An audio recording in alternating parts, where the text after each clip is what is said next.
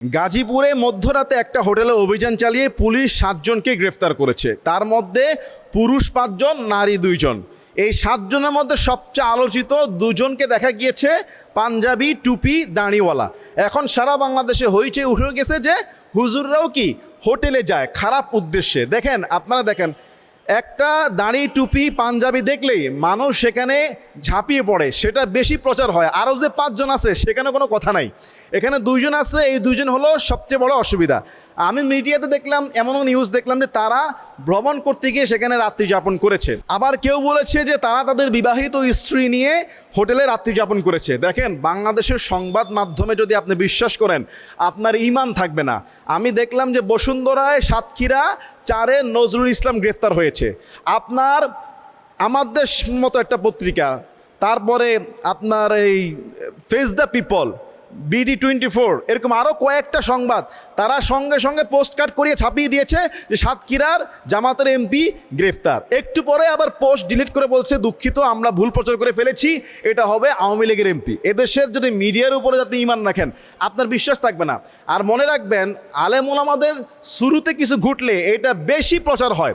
এই যে গাজীপুরের হোটেলে যারা ঢুকছে তাদেরকে কেউ বলছে তারা সফর করতে গিয়ে ঢুকেছে, কেউ বলছে তারা নিজস্ব স্ত্রী নিয়েছিল ভ্রমণে গিয়ে, কেউ বলছে তারা সেখানে খারাপ অসৎ উদ্দেশ্যে গিয়েছে। এখন আমি আপনি হুট করে একটা পাইলাম, আর আমাদের দেশের সংবাদ মাধ্যমগুলো একজন যদি একটু প্রচার করে আরও 10 জন ওটাকে কপি পেস্ট করে। প্রিয় ভাইরা, মতিঝিলে জুমার পরে একজনকে গণধুলাই দিয়েছে, এটাকে প্রচার করে দিয়েছে যে বিএনপি সভাপতি। আমার কথা হচ্ছে ভাই, জামাত হোক, বিএনপি হোক, আলেম ওলামা হোক, এইভাবে যে অপপ্রচার এবং ফেক নিউজ বাংলাদেশে কি পরিমাণ আছে আপনি জানেন না। একজন দাড়িওয়ালা টুপিওয়ালা তার কোমরে গাঁজা পেয়েছে কক্সবাজারে, চালিয়ে দিয়েছে ইনি জামাতের একজন। খোঁজ নিয়ে গিয়ে দেখা গিয়েছে ইনি আওয়ামী লীগ ছিলেন।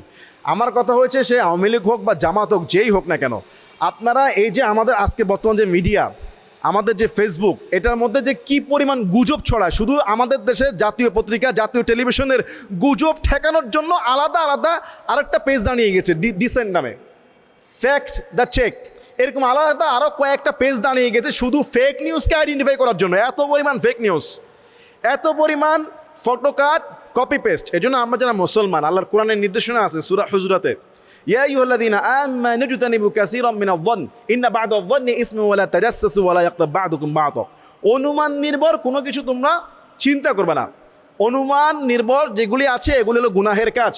আরেক আয়াত আছে কি সূরা হুজুরাতে, ইয়া আইয়ুহাল্লাযীনা আমানু ইন জাআকুম ফাসিক বিনাবাইন ফাতাবায়ানু। কোনো ফাসিক যদি সংবাদ দেয়, বেশিরভাগ মিডিয়াগুলো কিন্তু ফাসিক, ইউলু জার্নালিজমের ভাষায় এদেরকে বলা হয় হলুদ সাংবাদিকতা। এরা কোনো যাচাই বাছাই ছাড়া যেই সংবাদ 24 ঘন্টা সঠিক সংবাদ দেয়, একটা সংবাদ দিল ইয়ালো, একটা সংবাদ দিল টাকা খেয়ে, একটা সংবাদ দিল উদ্দেশ্যমূলত, এটাই ইউরো জার্নালিজম।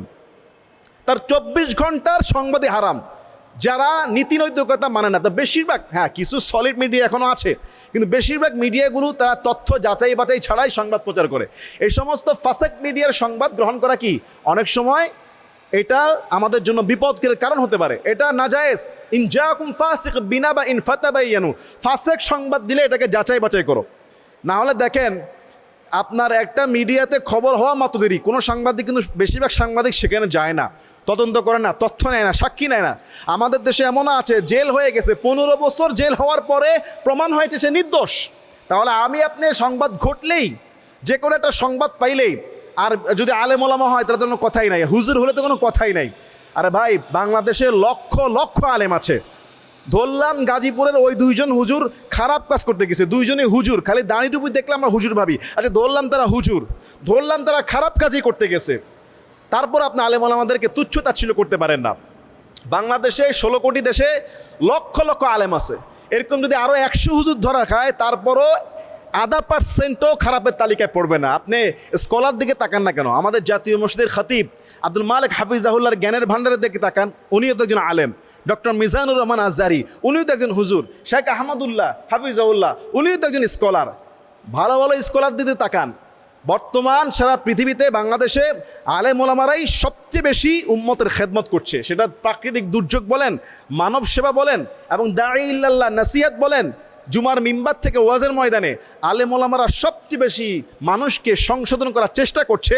এই জন্য আলেম ওলামাদের লেবাসে যদি কোনো খারাপ কিছু ঘটে, নাস্তিক মুরতাদ বাম রামরা এটাকে বেশি প্রচার করে। আল্লাহ আমাদেরকে বুঝার তৌফিক দান করুক, আল্লাহুম্মা আমিন। সম্প্রতি মাদ্রাসার ছাত্রদেরকে হুজুরদের তুমুল বেত্রাঘাতের দৃশ্য সোশ্যাল মিডিয়াতে আমরা দেখতে পাচ্ছি। এমন পরিমাণে পেটাচ্ছে যে মনে করেন অনেক ভাইদেরকে দেখলাম ফেসবুকে লিখতে যে আজকের পর থেকে সিদ্ধান্ত নিলাম আমার ছেলেকে আর মাদ্রাসায় পড়াবো না। আমি দেখলাম ভাই যে কয়টা মায়ের দৃশ্য আছে এগুলি সব গ্রামে গঞ্জের লোকাল এরিয়ার ছোটোখাটো কিছু মাদ্রাসা, এবং ইদানিং কিছু হেফজখানা মাদ্রাসা আছে যুবক তরুণ যাদের মেজাজ অনেক গরম।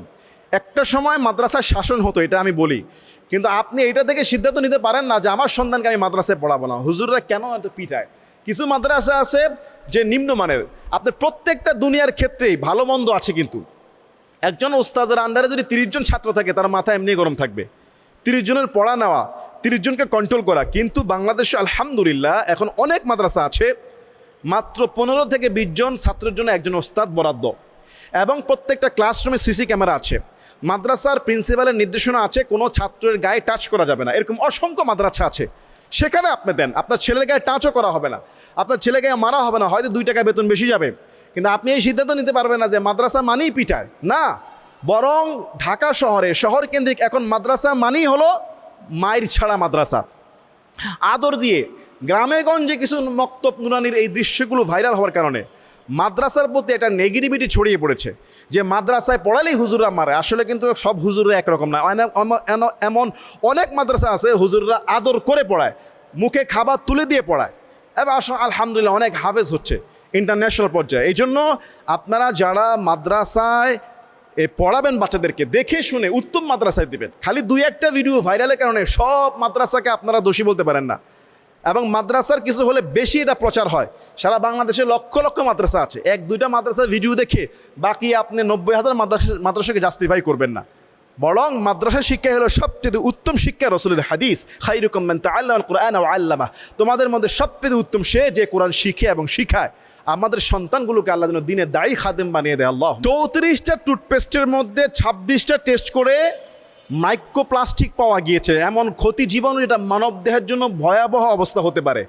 অথচ আমরা মুসলমানদের জন্য 1500 বছর আগে যখন টুথপেস্টের কোনো নামগন্ধ ছিল না, তখনও মুসলমানদের জন্য দাঁত পরিষ্কারের অস্ত্র মেশিন তৈরি করে রেখেছেন মুহাম্মদুর রাসূলুল্লাহ সাল্লাল্লাহু আলাইহি ওয়াসাল্লাম। আল্লাহ নবী কি বলেছেন জানেন? আমার ভয় হয় না জানি আমার উম্মতের উপরে আল্লাহ তাআলা এই বিশেষ দাঁত মাজনুকে মানে মেসওয়াককে ফরজ করে দেয়। মেসওয়াক এটা এমন একটা জিনিস যে এইটার মধ্যে আপনার টুথপেস্ট লাগে না, মাইক্রোপ্লাস্টিকের কোনো ক্ষতিকারক জিনিস মেশানো লাগে না। জাস্ট একটা নিম পাতার ঢাল কিংবা আপনার জৈতুন গাছের ঢাল কিংবা আপনার বিশেষ একটা গাছ আছে ওই গাছের শিকড় আপনি মেসওয়াক হিসাবে, মাত্র দামও কম, 10 টাকা 20 টাকা, ভালোটা 50 টাকা। আর এই মেসওয়াকটা রাসূল সাল্লাল্লাহু আলাইহি ওয়াসাল্লাম যখন ঘরে ঢুকতেন করতেন, ঘুমানোর সময় করতেন, ঘুম থেকে উঠে করতেন, মৃত্যুর সময় আল্লাহর নবী মেসওয়াক করছিলেন। এবং রাসূল আকরাম সাল্লাল্লাহু আলাইহি ওয়াসাল্লাম বলেছেন যে আমার ভয় হয় না জানি উম্মতের উপর মেসওয়াক ফরজ করে দেওয়া হয়। মেসওয়াকটা আজকের স্বাস্থ্যবিজ্ঞানে যারা তারা মানতে বাধ্য হয়েছে এইটার মধ্যে হাজারো উপকারিতা আছে। দাঁতের দুর্গন্ধ যেমন দূর হবে, দাঁতকে সুরক্ষিত রাখবে, মুখের জীবাণু পরিষ্কার হয়ে যাবে এবং মুখের পবিত্রতা বৃদ্ধি পাবে। আপনি ইবাদত করে জিকির করে আল্লাহকে ডেকে মজা পাবেন, অন্তর পরিষ্কার হবে। এই জন্য ভাই আমি দেখেছি মক্কা মদিনার ইমামরা ইকামত হচ্ছে তখনও মেসওয়াক করতেছে যায় নামাজে দাঁড়িয়ে। এবং সৌদি আরবদের কিন্তু একটা কঠিন এটা আমল, তাদের এইরকম পকেটে, পাঞ্জাবির পকেটে থাকে এখানে, আমাদের দেশে তো এখানে পকেট নাই, আলেমদের জুব্বার পকেট নাই, তাদের এই পকেটে একটা মেসওয়াকেই থাকে। এই আমি কিন্তু এই যে দেখেন জুব্বায় পকেট দিচ্ছি, এই সৌদি আরব থেকে বারবার সফর করে এগুলি শিখে এসেছি। এখানে একটা কলম রাখা যায়, গুরুত্বপূর্ণ নোট রাখা যায়, আপনার মেসওয়াক রাখা যায়। এই জন্য মেসওয়াকটা আমাদের প্রত্যেকেই পকেটে রাখা চাই। এসব মাইক্রোপ্লাস্টিক জীবাণু দিয়ে নিজের জীবনকে ধ্বংস না করে মেসওয়াককে কন্টিনিউ করেন। আমাদের একটা সময় তো গ্রামে গঞ্জে দেখতাম তারা আম পাতা দিয়ে মেসওয়াক করে ফেলতো, তারপরে কয়লা দিয়ে, তারপরে মেসওয়াক করে ফেলতো। তো এখন গাছের একটা যে কোনো একটা ঢাল দিয়ে আপনি মেসওয়াক বানান। আল্লাহ যেন আমাদের সবাইকে এই আমলটা নবুঝে সুন্নতটা ধরার তৌফিক দান করে দেয়। আল্লাহুম্মা আমিন।